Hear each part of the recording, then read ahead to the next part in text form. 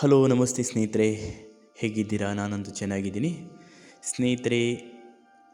ತುಳುನಾಡಿನಾದ್ಯಂತ ವಿಶೇಷವಾಗಿ ಆಚರಿಸುವಂಥ ಹಬ್ಬ ಅಂತ ಹೇಳಿದರೆ ಅದು ದೀಪಾವಳಿ. ಈ ದೀಪಾವಳಿ ಹಬ್ಬವು ಕೇವಲ 3 ದಿವಸಗಳ ಹಬ್ಬವಾಗಿರದೆ ನಿರಂತರವಾಗಿ 15 ದಿನಗಳ ಕಾಲ ಆಚರಿಸುವಂಥ ಒಂದು ಹಬ್ಬ. ಸುಮಾರು 15 ದಿನಗಳ ಕಾಲ ಈ ಒಂದು ಸಂಭ್ರಮ ಹಾಗೆ ಇರುತ್ತೆ. ದೀಪಾವಳಿ ಅಮಾವಾಸ್ಯೆಯಿಂದ ಆರಂಭಗೊಂಡು ಹುಣ್ಣಿಮೆಯ ತನಕ ದೀಪಾವಳಿಯ ದಿವಸ ತುಳುನಾಡಿನ ಜನರು ವಿಶೇಷವಾಗಿ ತಮ್ಮ ಗತಿಸಿ ಹೋದಂಥ ಹಿರಿಯರಿಗೆ ಹಾಗೆ ತಮ್ಮ ದೈವಗಳಿಗೆ ಎಡೆ ಇಡುವಂಥ ಕಾರ್ಯಕ್ರಮ, ಹಾಗೆ ಅವಲಕ್ಕಿ ಹಾಕುವಂಥ ಕಾರ್ಯಕ್ರಮವನ್ನು ಮಾಡ್ತಾರೆ. ಈ ಒಂದು ಹಬ್ಬ ಕೊನೆಗೊಳ್ಳುವಂಥದ್ದು ಹುಣ್ಣಿಮೆಯ ದಿವಸ. ಈ ದಿವಸವೂ ಕೂಡ ದೀಪಾವಳಿ ಸಡಗರ ಎಲ್ಲೆಂದರಲ್ಲಿ ಕಂಡುಬರುತ್ತೆ. ಸ್ನೇಹಿತರೆ, ಇವತ್ತಿನ ಈ ಒಂದು ವಿಡಿಯೋದಲ್ಲಿ ನಾನು ತೋರಿಸುತ್ತಿರುವಂಥದ್ದು ತುಳುನಾಡಿನ ಮೂಲ ಜನಾಂಗ ಇವಾಗಲೂ ಕೂಡ ಉಳಿಸಿಕೊಂಡು ಬಂದಿರುವಂಥ ವಿಶೇಷವಾದಂಥ ಪ್ರಕೃತಿ ಆರಾಧನೆ.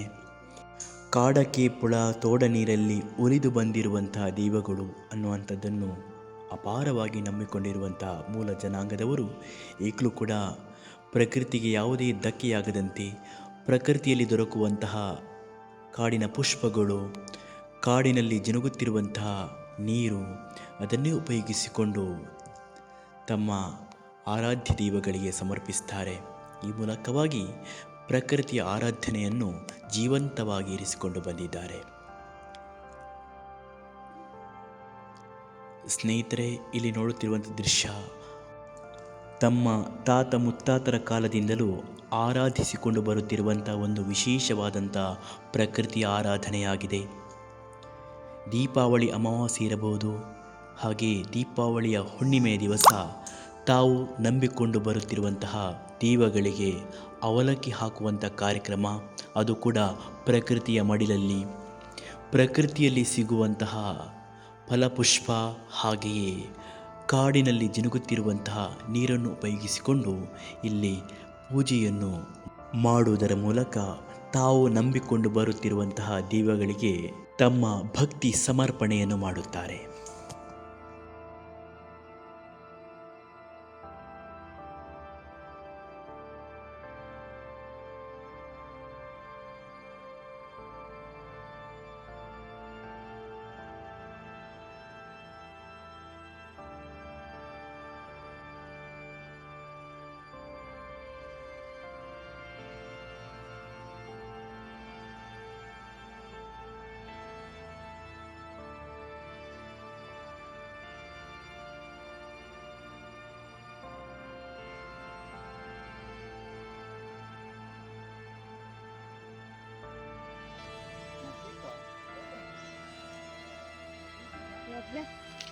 अरे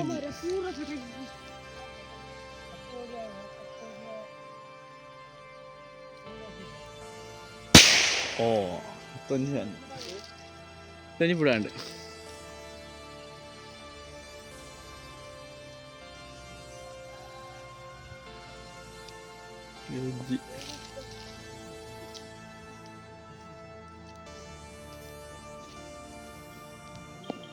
बड़ा ही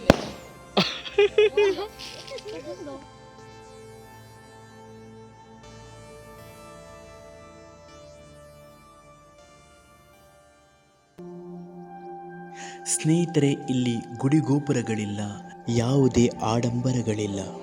ಸಾವಿರಾರು ವರ್ಷಗಳಿಂದ ಪ್ರಕೃತಿಯನ್ನು ಆರಾಧಿಸಿಕೊಂಡು ಬರುತ್ತಿರುವಂಥ ವಿಶೇಷವಾದಂಥ ಒಂದು ಪರಂಪರೆ. ಮನುಷ್ಯ ಪ್ರಗತಿಯನ್ನು ಹೊಂದುತ್ತಿದ್ದ ಹಾಗೆ ತಾವು ಆರಾಧಿಸಿಕೊಂಡು ಬರುತ್ತಿದ್ದಂತಹ ಆರಾಧನಾ ಕೇಂದ್ರಗಳು ಕಾಂಕ್ರೀಟ್ ಕಟ್ಟಡಗಳಾಗಿ ಪ್ರಕೃತಿಗೆ ವಿರುದ್ಧವಾಗಿ ಪರಿಣಮಿಸುತ್ತಿವೆ. ಸ್ನೇಹಿತರೆ, ನಾವೆಷ್ಟೇ ಆರ್ಥಿಕವಾಗಿ ಪ್ರಗತಿಯನ್ನು ಹೊಂದಿದರೂ ಕೂಡ ನಾವು ನಂಬಿಕೊಂಡು ಬರುತ್ತಿರುವಂತಹ ಆರಾಧನಾ ಕೇಂದ್ರಗಳು ಪ್ರಕೃತಿಗೆ ಪೂರಕವಾಗಿರಬೇಕೇ ಹೊರತು ಮಾರಕವಾಗಬಾರದು. ಈ ಮೂಲಕ ನಮ್ಮ ಪರಂಪರೆಯನ್ನು ಪ್ರಕೃತಿಯ ಮಡಿಲಲ್ಲಿ ಉಳಿಸಿ ಬೆಳೆಸೋಣ.